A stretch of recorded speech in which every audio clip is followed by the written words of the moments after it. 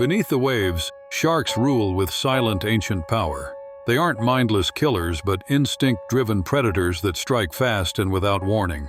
Every splash, every drop of blood, and every flicker of movement can trigger the hunt. For those caught in their path, survival hangs by a thread. These encounters are not fiction. They're raw, real, and deeply unsettling. From a great white mauling 9 rig workers to a triathlete ambushed mid-race, this video uncovers 6 terrifying shark attacks that stunned the world. The waters surrounding Guadalupe Island, Mexico, had earned their reputation as one of the world's most dangerous great white shark territories long before June 2025. Located approximately 165 miles southwest of Ensenada, this volcanic island sits in the Pacific Ocean like a beacon for massive predators.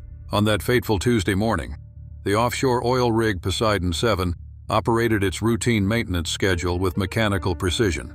The massive platform, owned by Blue Meridian Energy, had been extracting crude oil from the seabed for 8 years without a single marine incident. Platform supervisor Joaquin Herrera Santos had overseen hundreds of underwater operations, always emphasizing safety protocols that had kept his crew intact through countless dives. The maintenance team consisted of 9 experienced workers, led by Chief Diver Maxim Volkov, a former Russian Navy submarine specialist who had joined the oil industry after his military service. His diving partner, Felipe Montoya Cruz, brought 15 years of underwater welding experience to the operation. The support crew included hydraulics technician Raj Patel, equipment specialist Chen Wei-Ming, safety coordinator Yuki Tanaka, medical officer Dmitry Kozlov, communications operator Sarah Beth Williams, crane operator Magnus Eriksson, and backup diver Carlos Eduardo Vargas. The morning briefing had been routine. Herrera Santos had explained that the underwater platform required inspection of its support beams, which showed signs of corrosion after recent storms. The entire 9-person dive team would descend to a depth of 45 feet in a coordinated inspection effort, where the rig's foundation met the ocean floor. Weather conditions appeared optimal, with calm seas and excellent visibility extending beyond 60 feet. The full crew entered the water at precisely 8 o'clock a.m., their equipment functioning perfectly as they descended along the rig's massive steel legs in formation. The underwater structure created an artificial reef environment, attracting various marine life that had made the rig their home over the years. Schools of yellowtail snappers moved between the beams, while sea bass lurked in the shadows of the platform's lower sections. The first sign of trouble emerged when Volkov noticed unusual movement in the murky distance. Something large was gliding between the support beams, but the shadow disappeared before he could identify it. He reported the sighting to his team members via underwater communication, noting that the creature appeared to be significantly larger than any fish typically found in the area. At 8:47 a.m., the massive great white appeared without warning. The 18-foot predator had been hunting in the rig's shadow, using the steel structure as camouflage while stalking its prey. Volkov later described the shark as the largest he had ever encountered, with a girth that seemed impossible for a marine predator. Its scarred hide suggested an old, experienced hunter that had survived countless encounters with other predators. The attack began when Montoya Cruz accidentally cut his hand on a piece of corroded metal while examining a support beam. The small amount of blood dispersing in the water triggered an immediate response from the great white. Suddenly, it lunged upward, striking the group of divers conducting underwater inspections. Panicked screams echoed through the diving equipment as the massive predator attacked with unprecedented ferocity. The shark's rampage was swift and devastating. Volkov sustained severe lacerations to his arm and torso as the creature's first strike caught him off guard. Montoya Cruz's left leg was crushed in the predator's massive jaws during the initial assault. Patel suffered deep bite wounds to his shoulder while attempting to escape toward the surface. Wei Ming's diving equipment was torn apart as the shark's teeth raked across his back and ribs. Tanaka's right arm was nearly severed when she tried to help a fellow diver, while Kozlov sustained puncture wounds to his abdomen from a glancing blow. Williams' leg was caught in the shark's grip for several terrifying seconds before she managed to break free, leaving her with extensive tissue damage. Eriksson suffered crushing injuries to his chest and arms, and Vargas was struck while attempting to reach the emergency ascent line, sustaining severe bite injuries to his lower body. The great white's aggressive behavior showed no signs of abating as it continued to circle the wounded divers. The creature had claimed its territory around the rig and demonstrated unusual persistence in its attacks, striking repeatedly at anyone who moved within its hunting zone. Herrera Santos, monitoring from the surface, immediately activated emergency protocols as distress signals from all 9 divers flooded the communication system. The rescue operation became a desperate race against time as the shark maintained its aggressive presence around the rig's support structure. Emergency helicopters arrived within 30 minutes, but the shark's persistent aggression complicated the evacuation process. The creature had claimed its territory around the rig and showed no signs of retreating. Medical teams worked frantically to stabilize all 9 injured workers, with each crew member requiring immediate medical attention for their severe bite injuries. The aftermath of the incident sent shockwaves through the offshore oil industry. All 9 crew members survived the encounter, though each required extensive medical treatment for their injuries. Montoya Cruz and Erickson suffered the most severe trauma, requiring multiple surgeries to repair the damage from the shark's powerful jaws.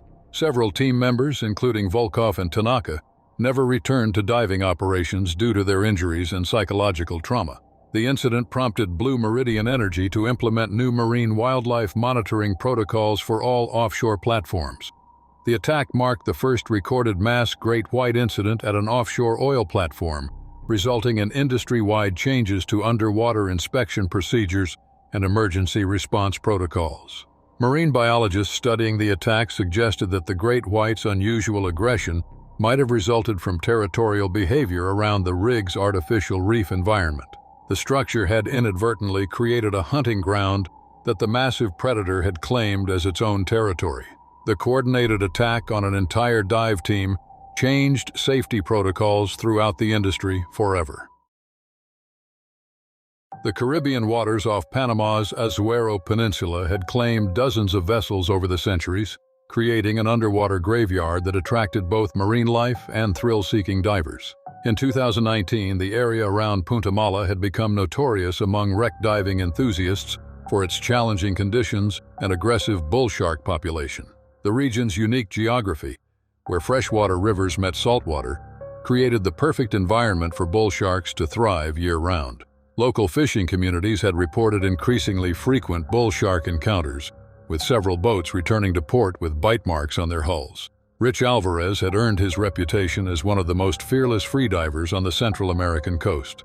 The 42-year-old former Navy diver had completed 3 tours of duty before transitioning to civilian life, where his military training proved invaluable in underwater salvage operations. His diving company, Poseidon Recovery Services, specialized in exploring dangerous wrecks that commercial diving operations avoided. Rich's military background had taught him to remain calm under pressure, but it had also instilled a dangerous confidence that sometimes bordered on recklessness. The cargo ship Estrella del Mar sank in 1987 during Hurricane Joan, settling in 85 feet of water approximately 12 miles from the Panamanian coastline. The vessel had been carrying automotive parts and machinery when it encountered the storm, and its cargo holds had become artificial reefs over the decades.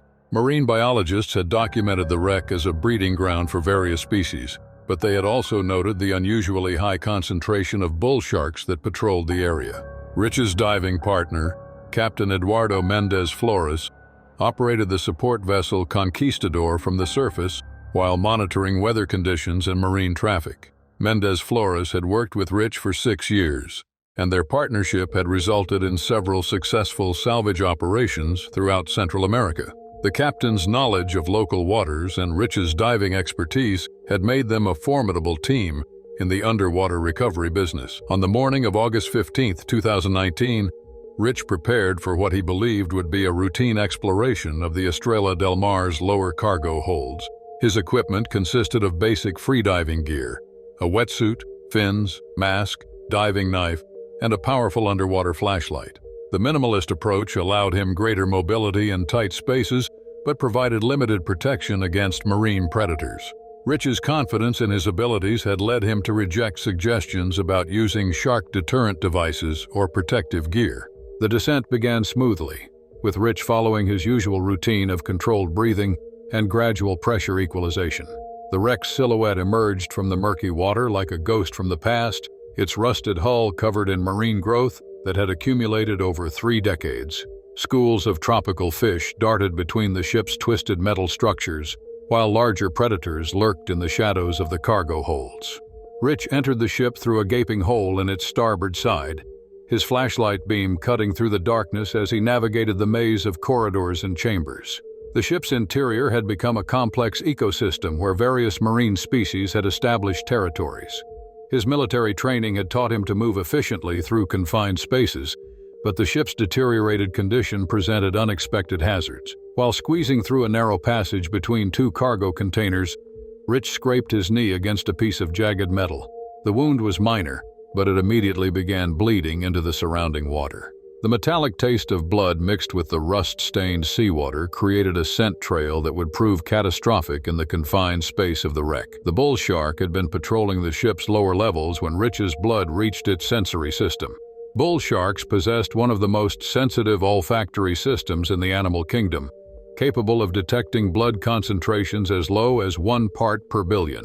The 8-foot predator had established the wreck as part of its territory, using the ship's complex structure as both hunting ground and shelter. Rich first became aware of the danger when his flashlight beam reflected off the shark's eyes in the darkness ahead. The bull shark's compact, muscular build made it perfectly suited for navigating tight spaces, unlike other shark species that required open water for effective hunting. The predator's territorial nature and aggressive disposition had been well documented by marine biologists, but Rich had underestimated the danger posed by entering the shark's established domain. The attack came without warning as Rich attempted to back out of the passage. The bull shark struck with devastating force, its powerful jaws clamping down on Rich's left side just below his ribcage. The shark's teeth, designed for crushing rather than cutting, created massive trauma as they penetrated his wetsuit and underlying tissue. Rich's military training kicked in as he reached for his diving knife, but the confined space made an effective counterattack nearly impossible. In desperation, Rich drove his knife toward the shark's snout, one of the few vulnerable areas accessible in their current position. The blade struck cartilage, causing the bull shark to release its grip temporarily. Rich used the momentary respite to push himself toward the opening he had entered through, his side bleeding profusely as he fought against panic and blood loss. The ascent to the surface became a race against time as Rich's injuries threatened to overwhelm his remaining strength. His military training had prepared him for combat situations, but nothing had prepared him for fighting a territorial predator in its own environment. The bull shark's attack had created significant tissue damage, and Rich could feel his consciousness beginning to fade as he approached the surface. Captain Mendez Flores spotted Rich's emergency ascent and immediately moved the conquistador into position for rescue. The sight of blood surrounding Rich in the water confirmed the captain's worst fears about diving the notorious wreck site. Emergency medical supplies were activated as Rich was pulled aboard, his wetsuit torn and soaked with blood from the massive wound on his side. The emergency evacuation to a medical center took 45 minutes, during which Rich drifted in and out of consciousness. Surgeons worked for 6 hours to repair the damage caused by the bull shark's crushing bite, with Rich requiring multiple blood transfusions and extensive reconstructive surgery. His survival was attributed to his military training, which had taught him to remain functional despite severe trauma. Rich's recovery took 8 months, but he never returned to wreck diving. The attack had shattered his confidence in underwater environments, particularly around known shark territories. The incident became a cautionary tale among the Central American diving community, highlighting the dangers of underestimating bull shark aggression in confined spaces where escape options were limited. The waters off Cape Town, South Africa, had long been recognized as one of the world's most dangerous shark-infested areas, particularly around Seal Island and False Bay. In 2018, the region's great white shark population had reached unprecedented levels, with marine biologists documenting over 900 individual specimens in the area. The cold Atlantic waters, combined with massive seal colonies, created perfect hunting conditions for these apex predators. Local tour operators had reported increasingly aggressive shark behavior, with several cage diving incidents requiring emergency interventions throughout the year. Pemberton Partners, a prestigious London-based management consultancy, had selected the exclusive Clifton Beach Resort for their annual team-building retreat in March 2018. The company's managing director, Nigel Ashworth Pemberton, believed that challenging outdoor activities would strengthen bonds between senior executives and junior staff members. The retreat's itinerary included various water sports, with the highlight being a group swim across Chapman's Bay, a narrow channel known for its scenic beauty and deceptively calm appearance. The consulting team consisted of 12 members, ranging from senior partners to recent university graduates. Senior partner Victoria Blackwood Sterling had expressed concerns about the swimming activity, noting reports of increased shark sightings in the area. Junior analyst Timothy Fitzgerald Moore had dismissed such warnings as typical South African tourism paranoia. The group dynamics reflected typical corporate hierarchies, with junior staff members reluctant to voice safety concerns that might be perceived as weakness.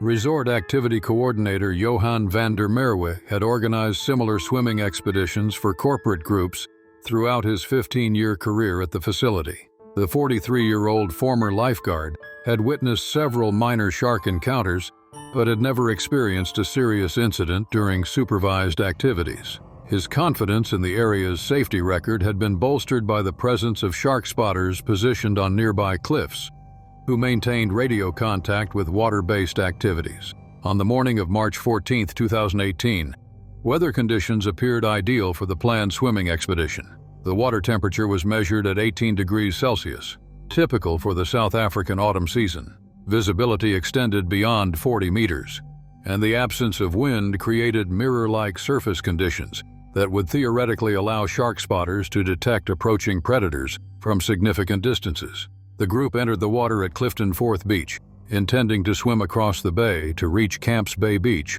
approximately 800 meters away. Van der Merwe accompanied the group in a safety kayak while maintaining radio contact with cliff-based spotters. The corporate executives had been provided with basic safety briefings, but most had dismissed the warnings as standard liability protection rather than genuine safety concerns. Midway through the crossing, the group had spread out across approximately 50 meters of water, with stronger swimmers pulling ahead while others struggled with the cold water temperature. Fitzgerald Moore had positioned himself near the center of the group, his competitive nature driving him to outpace several senior colleagues. The water depth at their location measured approximately 30 meters, providing ample space for large predators to approach undetected from below. The first great white appeared without warning beneath the struggling swimmers. The 16-foot predator had been hunting in the area when the group's splashing and movement triggered its predatory instincts. Fitzgerald Moore became the shark's first target, his position in the center of the group making him appear isolated and vulnerable. The attack occurred so rapidly that nearby swimmers initially believed he had suffered a medical emergency. Panic spread through the group as blood began appearing in the water around Fitzgerald Moore's location. The great white's initial strike had been devastating, with the predator's powerful jaws causing massive trauma to the young analyst's torso and legs. His screams echoed across the bay as other sharks began appearing in response to the blood and commotion in the water. Senior partner Blackwood Sterling attempted to reach Fitzgerald Moore but was forced to retreat when a second great white approached her position. The corporate hierarchy that had defined their workplace relationships disintegrated instantly as survival instincts took control. Several executives abandoned their struggling colleagues in desperate attempts to reach the safety of the nearest shoreline. Van der Merwe paddled frantically toward the attack site, but his kayak proved inadequate for managing multiple shark encounters simultaneously. The safety coordinator's radio calls for emergency assistance brought immediate response from marine rescue services, but the distance from shore meant that help would not arrive for several minutes. The great whites had transformed the corporate team-building exercise into a feeding frenzy that claimed multiple victims. The sharks' coordinated attacks suggested the presence of a hunting pack, with individual predators taking turns striking at different members of the swimming group. Junior associate Rebecca Thornton Hayes disappeared beneath the surface while attempting to help a colleague. Her body was never recovered despite extensive search operations. Senior consultant Marcus Pemberton Willis suffered severe leg injuries but managed to reach Van der Merwe's kayak before losing consciousness from blood loss. Emergency rescue boats arrived 12 minutes after Van der Merwe's initial distress call, but the damage had been extensive. 3 members of the corporate team had been killed outright, while 6 others suffered varying degrees of shark-related injuries. Only 3 individuals emerged from the water completely unharmed, their survival attributed to reaching shallow water before the shark's arrival. The rescue operation revealed the extent of the tragedy as search teams recovered what remained of the victims. Forensic examination confirmed that all 3 fatalities had resulted from great white shark attacks, with bite patterns consistent with multiple predators. The survivors provided conflicting accounts of the incident, with some describing coordinated shark behavior, while others recalled random attacks. Ashworth Pemberton, one of the 3 uninjured survivors, later testified that the sharks had appeared to target individuals based on their position in the water, rather than any specific behavior. The managing director's account suggested that the predators had been attracted by the group's movement and splashing rather than any single trigger event. His survival had resulted from reaching shallow water immediately after the first attack began. The corporate retreat tragedy made international headlines, highlighting the dangers of adventure tourism in shark-infested waters. Pemberton Partners faced multiple wrongful death lawsuits from victims' families, ultimately resulting in the company's dissolution within 18 months of the incident. The South African tourism industry implemented stricter safety protocols for water-based corporate activities, particularly in areas with known shark populations. Van der Merwe's investigation by local authorities cleared him of negligence, but he never worked as a water sports coordinator again. The tragedy had demonstrated the limitations of traditional shark spotting methods when dealing with coordinated predator behavior in open water. Marine biologists studying the incident noted that great white sharks occasionally exhibited pack hunting behavior when presented with multiple potential prey items in confined areas. The 3 survivors required extensive psychological counseling to deal with the trauma of witnessing their colleagues' deaths. The incident became a case study in corporate liability and adventure tourism safety, with business schools using the tragedy to illustrate the importance of proper risk assessment in team-building activities.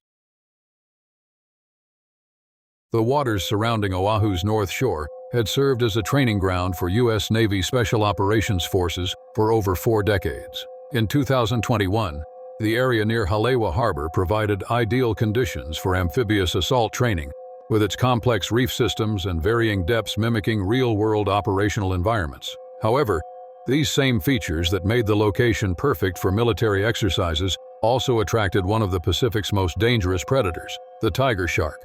Marine biologists had documented unusually high tiger shark activity in the region throughout 2021, with several specimens measuring over 15 feet being tracked by research teams. SEAL Team 7's Bravo Squad had been conducting advanced underwater infiltration training as part of their pre-deployment preparation. The 6-man team, led by Petty Officer First Class Jake Morrison Kennedy, specialized in covert maritime operations in hostile environments. Morrison Kennedy's 12 years of special operations experience had taken him through 3 combat deployments, where his leadership had earned him the respect of both subordinates and superior officers. The training exercise, designated Operation Neptune's Trident, simulated a nighttime beach reconnaissance mission behind enemy lines. Team members included Petty Officer Second Class Marcus Rodriguez Thompson, Electronics Warfare Specialist Dylan Chen Williams, Demolitions Expert Sergeant Alex Volkov Martinez, Communications Specialist Corporal Brad Johnson O'Sullivan, and Medical Corpsman Lance Corporal Ryan Parker Davidson. Each operator carried full combat equipment, including weapons, communication gear, and specialized diving apparatus designed for extended underwater operations. Lieutenant Commander Sarah Beth Harrison Mills coordinated the exercise from the support vessel USS Determination, maintaining constant communication with the dive team while monitoring local marine traffic and weather conditions. Her 15 years of naval service included extensive experience with special operations training, making her uniquely qualified to oversee complex amphibious exercises. Harrison Mills had expressed concerns about recent tiger shark sightings in the training area, but had been assured by marine biologists that nighttime operations pose minimal risk. The exercise commenced at 9:00 p.m. on September 23, 2021, with optimal conditions including calm seas and a new moon providing maximum darkness for the training scenario. Water temperature measured 26 degrees Celsius, typical for Hawaiian waters during the autumn season. The SEAL team's objective involved swimming 3 kilometers underwater to reach a designated beach, where they would conduct reconnaissance and establish a communications relay point. Rodriguez Thompson served as Morrison Kennedy's dive partner, the 2 operators maintaining formation as they navigated through the reef system at a depth of 15 meters. Their combat gear included night vision equipment, underwater breathing apparatus, and full weapon systems designed for amphibious operations. The team's movement through the water was deliberately slow and methodical, designed to minimize noise and visual signatures that might alert enemy forces in a real combat situation. The tiger shark had been hunting in the area when the SEAL team entered its territory. The 13-foot predator, identified later as a mature female, had been tracked by marine researchers for several months as part of an ongoing population study. The shark's hunting behavior had become increasingly aggressive throughout 2021, with researchers noting several instances where it had approached human divers with apparent predatory intent. At 9:47 p.m., the tiger shark made contact with Rodriguez-Thompson while the team was crossing a sandy channel between two reef formations. The attack came without warning as the predator approached from below, its mottled coloration providing perfect camouflage against the coral background. The shark's powerful jaws clamped down on Rodriguez-Thompson's left calf, its razor-sharp teeth penetrating the operator's wetsuit and underlying protective gear. Rodriguez-Thompson's military training immediately activated as he reached for his combat knife, a specialized titanium blade designed for underwater operations. The SEAL's counterattack focused on the tiger shark's most sensitive areas, including its snout and gill slits. His strikes were precise and controlled, reflecting years of close-quarters combat training that had been adapted for underwater environments. The tiger shark's grip loosened after Rodriguez-Thompson's knife struck cartilage near its snout, causing the predator to release its hold and retreat into the darkness. The injured SEAL immediately activated his emergency ascent procedures while Morrison Kennedy provided covering support. The team's training protocols included specific procedures for marine predator encounters, with emphasis on maintaining unit cohesion during emergency situations. Morrison Kennedy's immediate response involved establishing a defensive perimeter around his wounded teammate while signaling for emergency extraction. The remaining team members formed a protective formation as they escorted Rodriguez-Thompson toward the surface, their weapons trained on the surrounding water for additional shark activity. The SEAL team's discipline under pressure reflected their extensive training in high-stress combat situations. Emergency medical procedures were activated aboard the USS Determination as Rodriguez-Thompson was brought to the surface. Corpsman Parker Davidson provided immediate trauma care, while the vessel's medical team prepared for emergency surgery. The injured SEAL's wounds were significant, but not life-threatening, with the tiger shark's bite creating deep lacerations that required immediate attention to prevent blood loss and infection. Rodriguez-Thompson was airlifted to a military hospital within 30 minutes of the attack. Military surgeons worked for 4 hours to repair the damage caused by the tiger shark's bite, with the SEAL requiring extensive reconstructive surgery on his calf muscle. His recovery was complicated by infection concerns, as tiger shark bites were known to introduce dangerous bacteria into wounds. The incident prompted immediate review of SEAL training protocols in areas with known predator populations. Naval Special Warfare Command implemented additional safety measures, including mandatory shark deterrent devices for underwater operations and enhanced medical support during training exercises. The attack had demonstrated that even elite military operators remained vulnerable to marine predators in their natural environment. Marine biologists studying the incident noted that the tiger shark's behavior appeared typical for the species when encountering unusual activity in its territory. The combination of nighttime operations, multiple divers, and electronic equipment had likely triggered the predator's investigative behavior, which escalated into an attack when Rodriguez-Thompson's movement patterns resembled those of injured prey. Rodriguez-Thompson's recovery took 6 months, during which he underwent extensive physical therapy to regain full function of his injured leg. The SEAL eventually returned to active duty, but was reassigned to training operations rather than combat deployments. His experience became part of the curriculum for future SEAL candidates, emphasizing the importance of marine predator awareness during underwater operations. The tiger shark involved in the attack was never captured or killed, remaining in the area where it continued to be monitored by marine researchers. The incident became a case study for military operations in predator-rich environments, highlighting the need for enhanced protective measures during underwater training exercises. SEAL Team 7 incorporated the lessons learned into their standard operating procedures, ensuring that future operators would be better prepared for similar encounters. The rugged coastline of Western Australia's Margaret River region had long been considered one of the world's premier surfing destinations. But by 2017, it had also earned a darker reputation as Australia's most dangerous shark attack hotspot. The area's unique geography, where the Indian Ocean's cold currents met warm tropical waters, created perfect conditions for great white sharks to hunt year-round. Local surf shops displayed maps marking attack sites like battlefield memorials, yet dedicated surfers continued to challenge the waters that had claimed dozens of lives over the previous decade. A major international surfing competition held in Western Australia in April 2017 drew professional surfers and enthusiasts from around the globe. Among the competitors was Tom Mitchell Harrington, a 34-year-old surf instructor from Byron Bay, who had spent 20 years riding waves along Australia's east coast. His wife, Mia Sophia Harrington Wells, had followed Tom's surfing career for 8 years, supporting his passion despite her own fears about the ocean's dangers.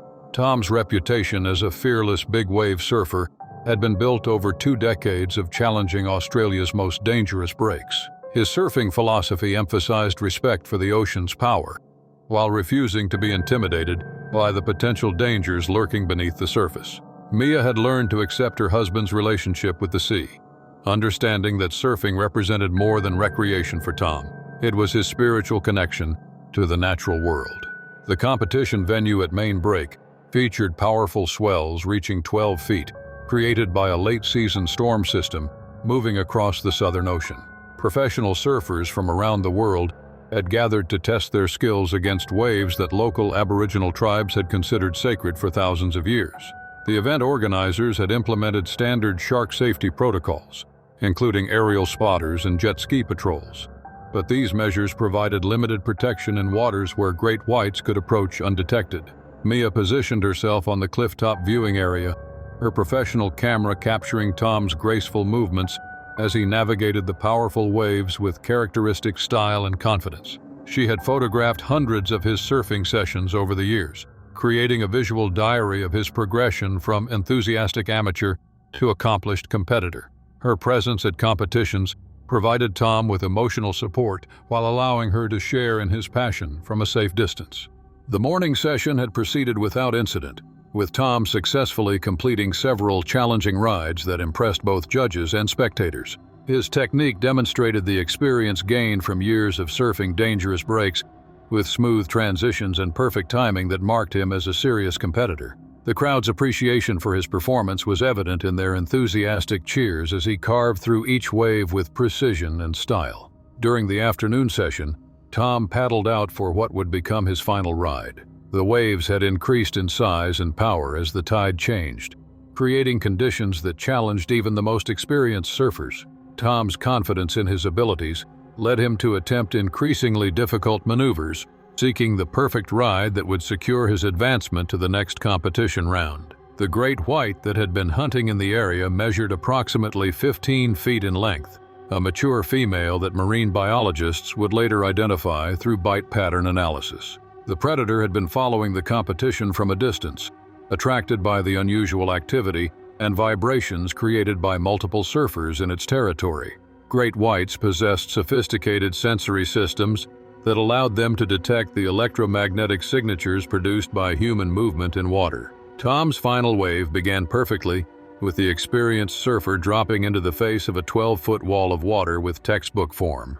Mia captured the moment through her camera lens, unaware that she was documenting the last seconds of her husband's life. The wave's power and Tom's expert technique created a spectacular display of human skill matched against natural forces. The attack occurred as Tom completed his ride and began paddling back toward the lineup. The great white struck from below with devastating force, its massive jaws closing around Tom's right leg and board simultaneously.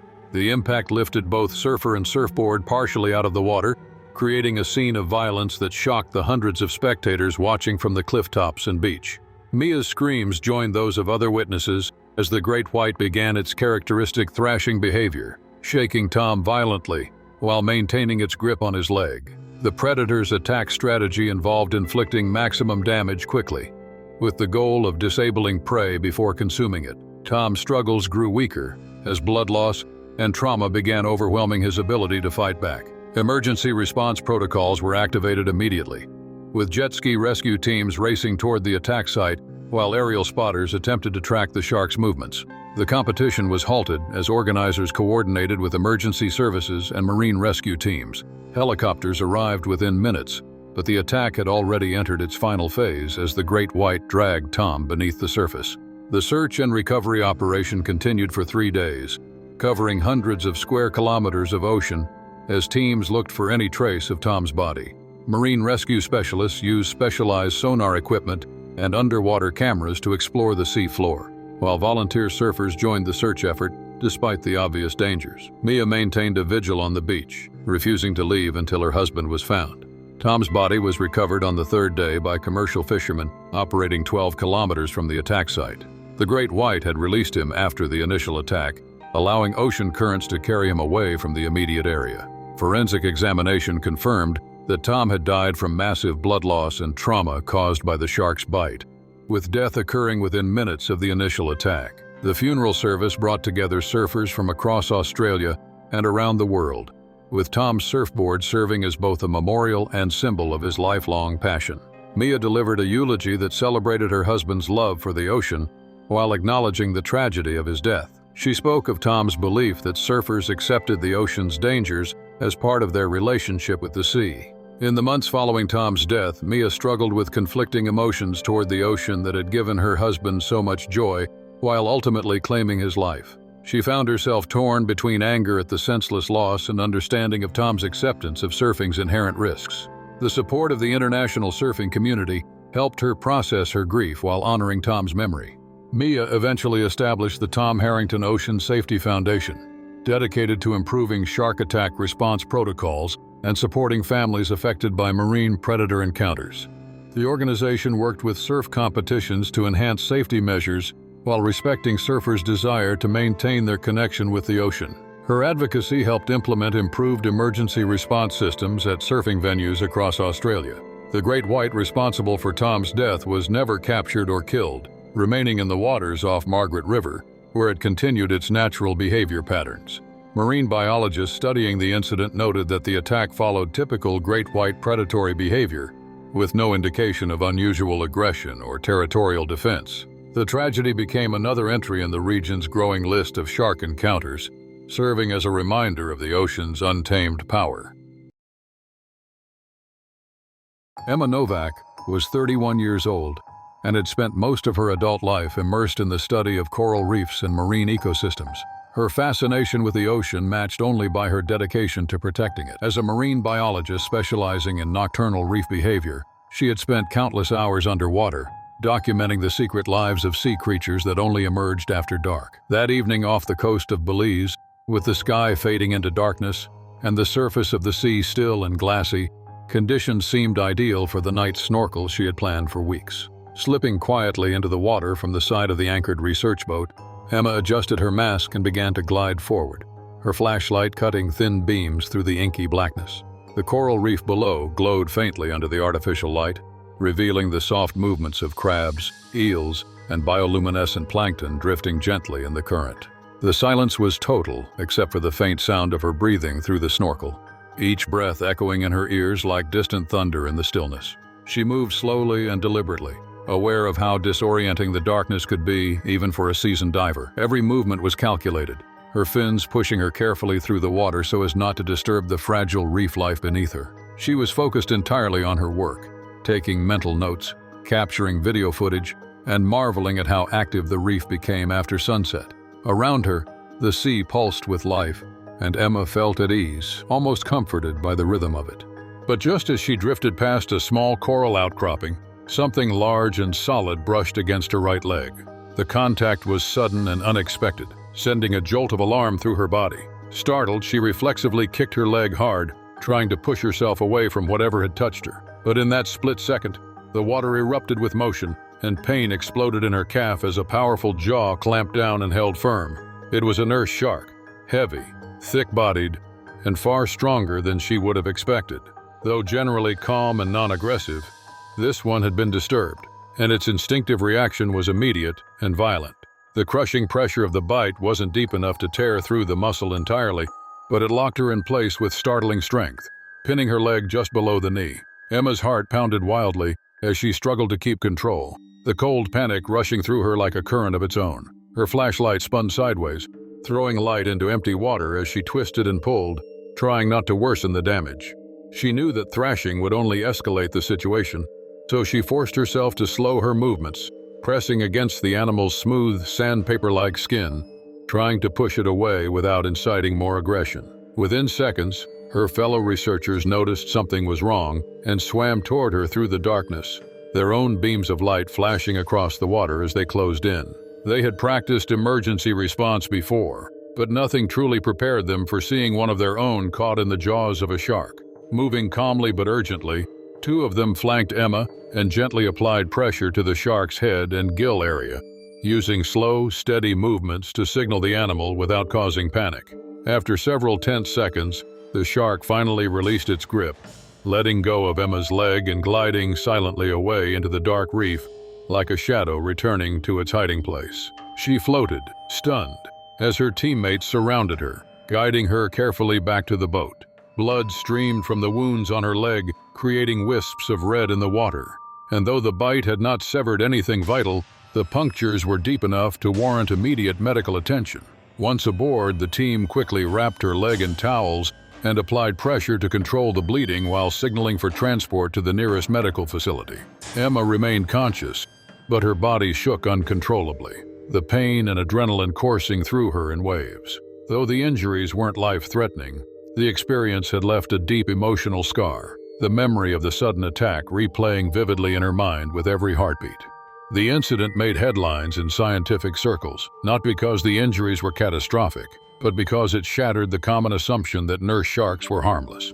Emma, always an advocate for marine life, refused to demonize the animal, insisting that it had acted out of instinct, not malice. Still, the event served as a sobering reminder that any wild creature, no matter how passive or predictable, could become dangerous under the right circumstances.